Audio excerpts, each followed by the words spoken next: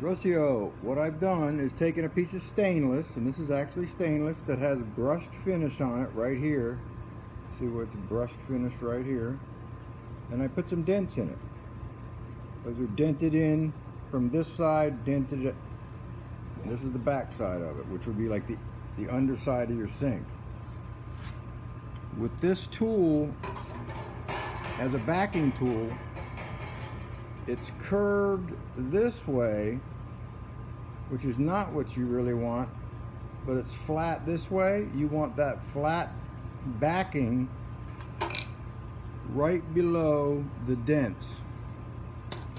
So let me see if I can hold this in one hand and support it and then smack it. You want a hammer that's flat faced.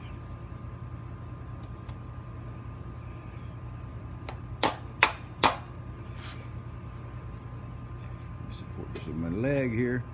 So I'm going to try to take this one down.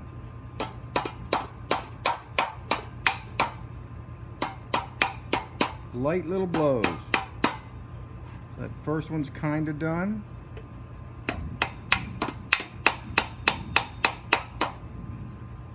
Second one.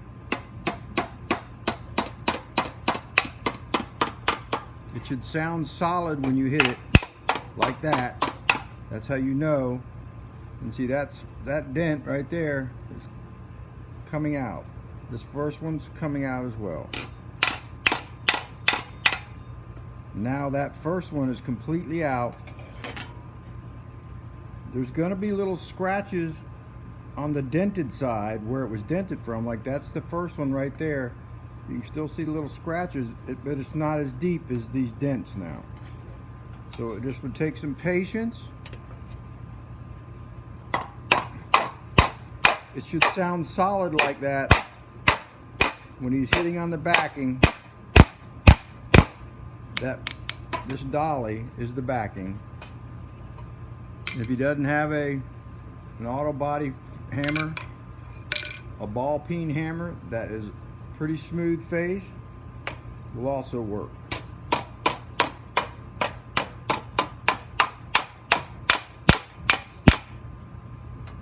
Almost have that almost completely out. I'm even kind of rubbing them. Now most of those dents that you saw a minute ago, all those are pretty much gone. There's a real hard crease right there because I did that with a punch. If I'd have done something, yours looks a little softer, should be easier to take out than even these. You may end up being left with small little impressions, but the big dents should go away.